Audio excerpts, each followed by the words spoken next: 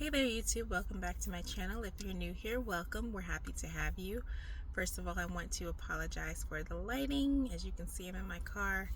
And then also the noise, because I do have my windows cracked. So you might hear people walking by or birds chirping or cars driving by. But I wanted to hop on here today to talk about a few things in my weight loss journey. So first of all, I wanted to give a non-scale victory, and that is I have been able to tighten my wristband by one notch.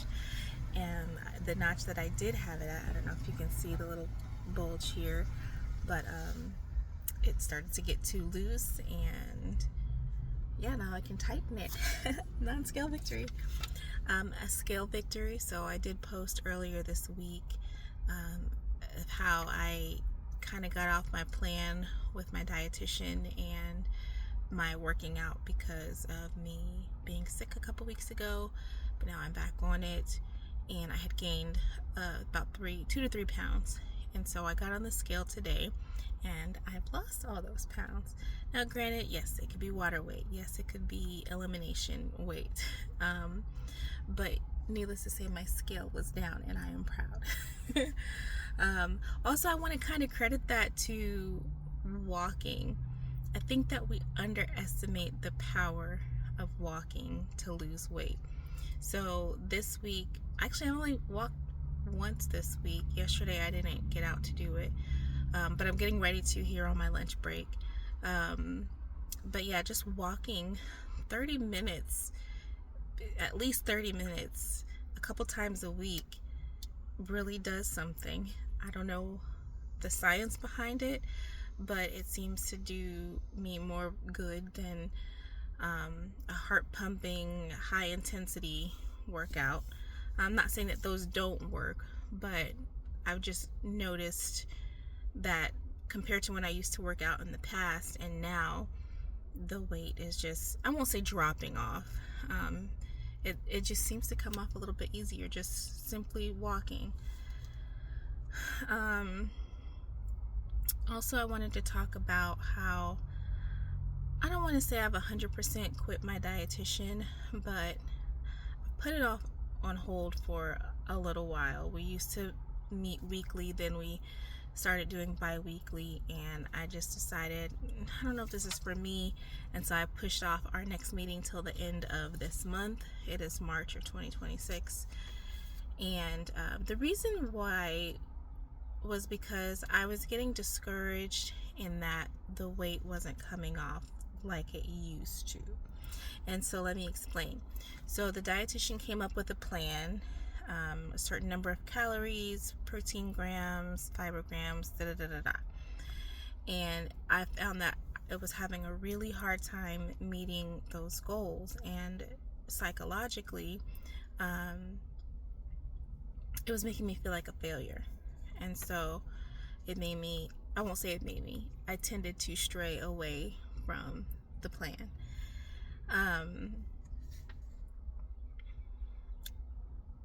So it just got discouraging. So I just got to thinking, prior to me meeting with the dietitian, I was using an app called Lose It, and that was actually recommended to me from a different dietitian when I was trying an anti-inflammatory diet. And whatever algorithm Lose It uses, it seemed to be working for me. So prior to me meeting with the dietitian, I was averaging about 1 to 2 pounds a week weight loss, and I was really proud of myself. So I was like, hey, I'm able to do this on my own. Let me see if I'm able to do better when I actually have a dietitian coaching me rather than doing it on my own. And then I noticed my weight loss slowed down, and I tried to trust the process, and I didn't want to feel the guilt. Whereas before, using the Lose It app, I didn't feel guilt. I was still able to eat the things that I wanted. I was working out, and I was still losing the weight. So I think I better stick to what is working for me and my body. So I'm back to using my Lose It app, and there I can track my calories. I also like it better than the app I was using with the dietitian, which was Nourish. Um, Nourish, it does allow you to take pictures of your food and document what it is, and it gives you a roundabout calculation of the macros. However, I feel like Lose It has a larger database. So, for instance, I have recently indulged in this iced ube coconut macchiato from Starbucks. I don't even like coffee, but it's something about that drink that it just has a hold on me. But anyways, so things like that, I would always get the small version, or they call it a tall, just so I can have the satisfy the craving, but I'm not overdoing it. And then you can log that, and it even has it right there in Lose It. It's a fairly new drink, and so but they already have it there calculated, how many calories. And now, of course, it may be off a little bit, but it gets you pretty close. So I said all that to say, I feel like Lose It helps me to better track and calculate my macros. And in doing so, it's helping me operate in a calorie deficit. So whatever, like I said, algorithm that Lose It has, it takes my weight, my height, my age, and it calculates something called TDEE, I believe. Don't quote me on that.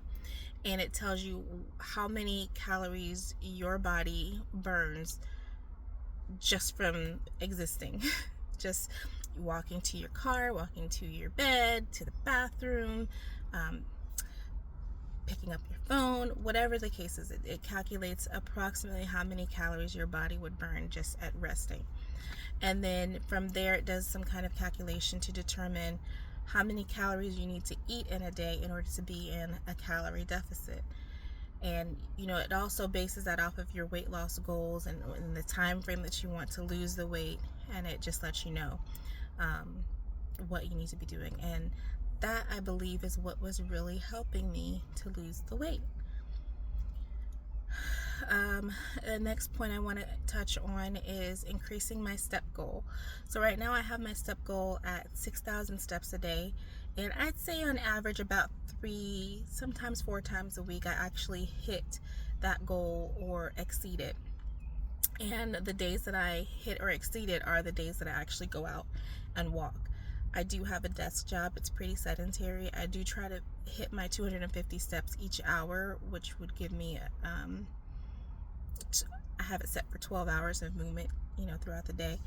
But even 250 steps each hour is not going to get you anywhere close to the 6,000 step goal. So on the days that I don't actually go out and walk, I'm averaging about 4,000 steps. Now, I want to increase my goal, and I put on here my notes that that's kind of scary, because that means I need to dedicate more time to actually making an effort to go out and walk. I'm not going to get 10,000 steps just by walking around in my house or just doing day-to-day tasks. I need to physically go out and walk, or I have a walking pad. That's for me.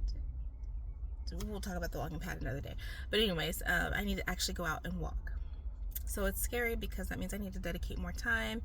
I need to stop making excuses and just go do it. So I'm thinking I might go ahead and increase my step goal next week from 6,000 to 8,000. And my ultimate goal is to get up to 10,000. So we'll see how the 8,000 goes, over a few weeks. Another thing that I'm struggling with in this weight loss is my water intake. For years, any and everybody in the fitness industry, weight loss, they always tell you it's important to drink water. And I drink water every day. I just don't drink enough water every day, and that is really hard for me. Like, the dietitian that I was seeing had a goal of me drinking 64 ounces of water a day, and there were some days that I got it, but most days I didn't. So I'm gonna try to trust that process and get that water intake up And then finally, I just wanted to talk about the importance of protein intake.